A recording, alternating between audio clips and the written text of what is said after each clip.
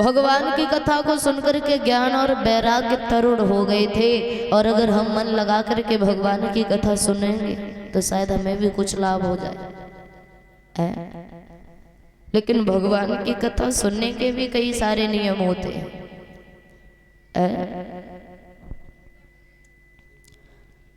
पहला नियम होता है, भगवान की कथा सुनो, जब भी बैठो तो हमेशा आसन मार करके बैठो। जितनी देर सुनो, जरूरी नहीं है 5 घंटे होती तो 5 घंटे ही सुनो, जितना वक्त हो। दूसरी बात, भगवान की कथा जब सुनते हैं तो कथा सुनते समय इधर उधर की बातों पर ध्यान ना दीजिए। सिर्फ भगवान के चरणों में ध्यान होना चाहिए, क्योंकि भैया हर एक इंसान का एक एक पल, एक एक क्षण बड़ा कीमती होता है। 1 मिनट बड़ा मायने रखती है। और जब भगवान की कथा सुनते हैं तो हमेशा मन लगा करके सुनना चाहिए। 7 दिन की कथा होती है, और अगर 7 दिन हर कोई 7 दिन तो कथा नहीं सुनने आते, 5 दिन तो हर कोई आता है, फिर 4 दिन तो आते ही आते। 5 दिन आप कथा सुनने आते तो 5 दिन में अगर 5 बातें भी सीख लो ना अच्छी, तो भी जिंदगी अच्छी गुजर जाएगी। जरूरी नहीं है भैया वक्ता जो होता है वो तो वक्ता रहता है।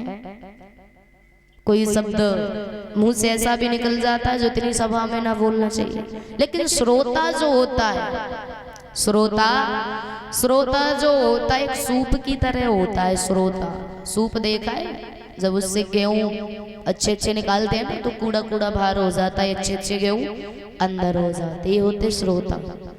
श्रोता सर्वश्रेष्ठ वही होता है जो कोई बात है उस पर मत ध्यान दीजिए, उस बात को वहीं पर निकाल दो, उसमें से जो अच्छी बात है उसे सुधारण कर लो। भगवान की कथा को सुनकर के महाराज परीक्षित को मोक्ष की प्राप्ति हुई थी।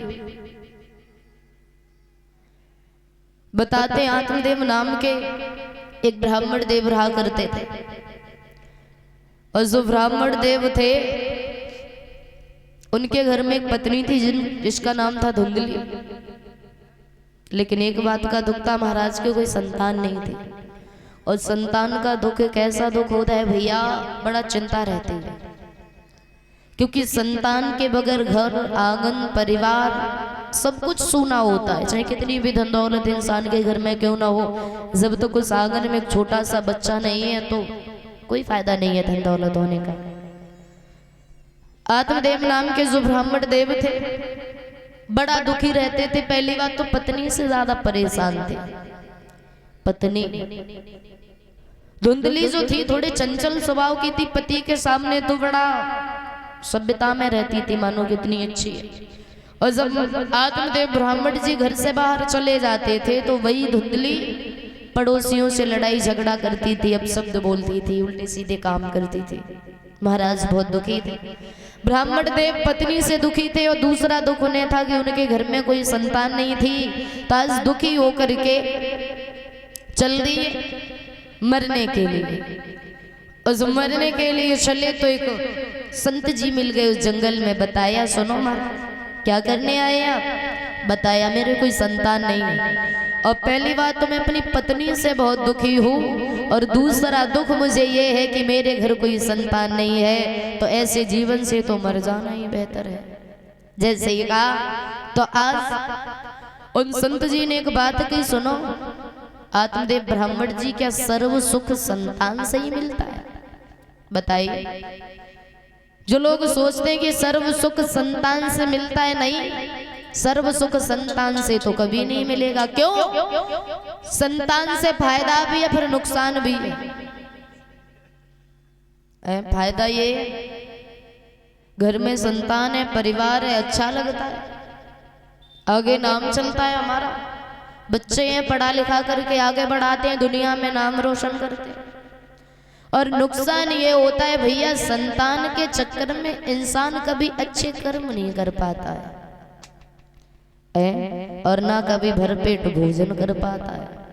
अब ये जो बुजुर्ग लोग बैठे हैं, जरा इनसे पूछो कि आपने जीवन में जितनी भी कमाई की किसके लिए की?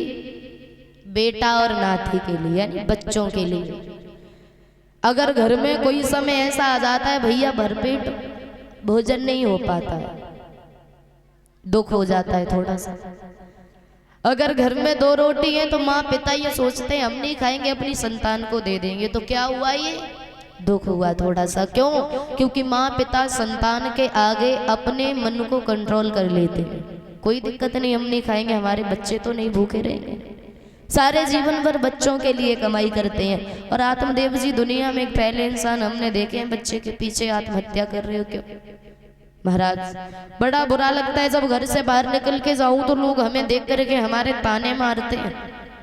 और पहली बात, मैं पत्नी से बहुत परेशान हूँ। दूसरा दुख है कि मेरे घर कोई संतान नहीं है। तो संत जी ने आत्मदेव ब्राह्मण को एक फल दिया और एक बात कही, सुनो, इस फल को ले जाओ और ये फल जाकर के अपनी पत्नी को खिला देना, तुम्हारे घर में कोई न कोई संतान जरूर जन्म लेगी। तो आत्मदेव जी उस फल को लेकर के आए, धुंधली को दिया और एक बात कही, लो रानी तुम इस फल को खा लो, कोई न कोई संतान हमारे घर में जरूर जन्मेगी। तो धुंधली ने उस फल को हाथ में ले लिया। आत्मदेव वहां से चले गए।